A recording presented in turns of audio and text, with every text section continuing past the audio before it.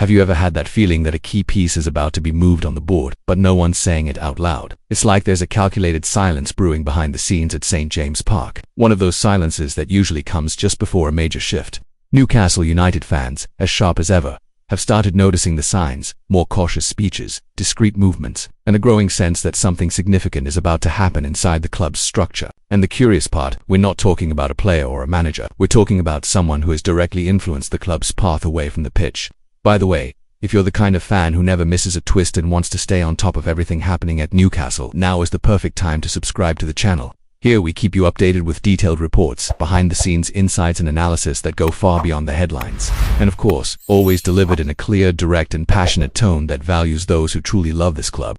Your subscription helps the channel keep producing this exclusive content and ensures more fans stay well informed. Back to the behind-the-scenes atmosphere.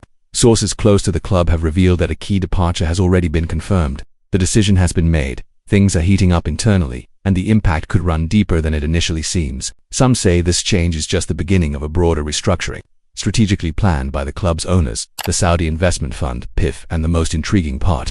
The person set to leave Newcastle may actually stay within the PIF ecosystem. That's right, a departure that might, in reality, just be a change of office, or even a promotion. You're probably wondering, who is this influential figure leaving Newcastle? What impact will this have on the club's next steps? And what does PIF's maneuvering say about the Saudis' long-term vision for world football? Well, the answer is coming now. The name in question is Paul Mitchell, Newcastle's sporting director since last July. Mitchell has announced he will step down at the end of June, but, contrary to what some might think, he won't be out of the spotlight for long. According to NEWCASTLE, Mitchell is now being lined up for a similar role at Al Hilal, a Saudi pro league club also owned by the PIF. This possible internal reshuffle of Paul Mitchell shows how PIF operates football with a corporate mindset, holding a 75% stake in Al Hilal. The Saudi fund appears to be reallocating one of its key sporting executives to boost another ambitious project, this time in the Middle East. Alongside Mitchell, other names are being considered for the position at the Saudi club, including Michael Edwards, the former Liverpool sporting director.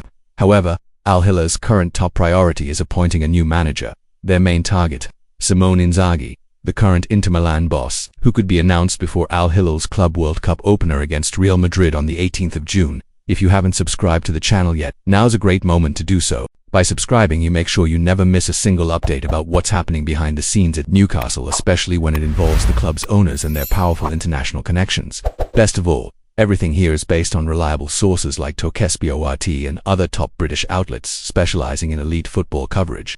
Paul Mitchell's time at Newcastle, though brief, was marked by strategic decisions and a fair bit of controversy. A former recruitment chief at Southampton, Tottenham, RB Leipzig and Monaco, Mitchell arrived with the mission of improving the club's talent identification process. However, he quickly ran into constraints imposed by the Premier League's profit and sustainability rules. One of his biggest challenges was balancing ambition with financial responsibility, something that prevented him from landing marquee signings last summer. The most notable case was Mark Gahey, Crystal Palace's centre-back and top target for Eddie Howe. Mitchell began negotiations but pulled out when Palace demanded around £70 million, a figure deemed unrealistic at the time. Even so, Mitchell was pivotal in orchestrating some key outgoings to balance the books, such as the January departures of Miguel Almiron and Lloyd Kelly. These exits helped Newcastle enter the current transfer window in a healthier financial state, even though Mitchell won't be around to oversee the next moves.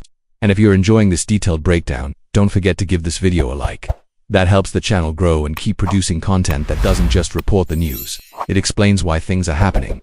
Your support is key to keeping this project strong and going.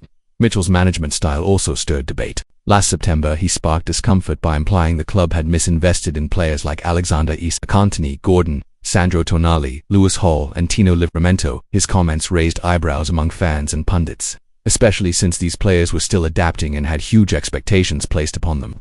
Despite this, Mitchell remained diplomatic in public. Upon announcing his departure, he thanked everyone at the club, including Eddie Howe, manager Becky Langley, players, staff, owners, and supporters.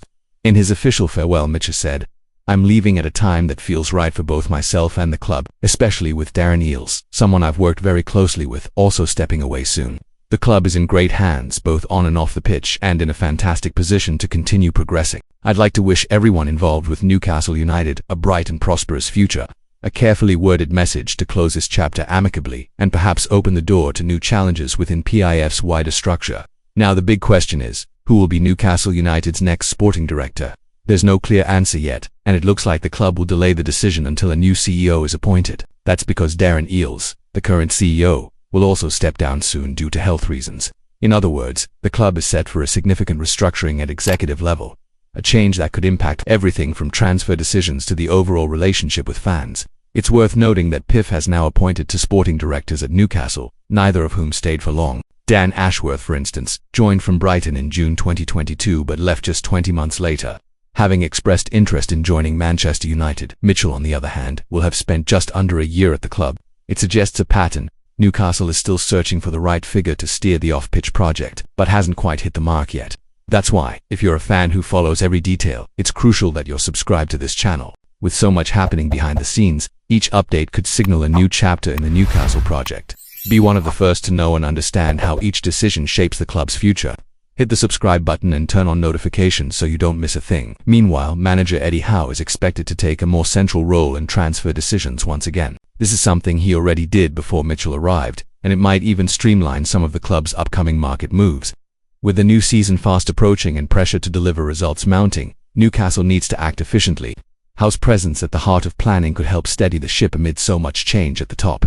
The next chapters of this story promise to be intense. Newcastle United finds itself at a crossroads, both administratively and on the pitch. Every move from Mitchell's exit to the appointment of his successor will be closely watched by analysts, the media, and, of course, passionate supporters. This summer transfer window will be a real litmus test for the club's new structure.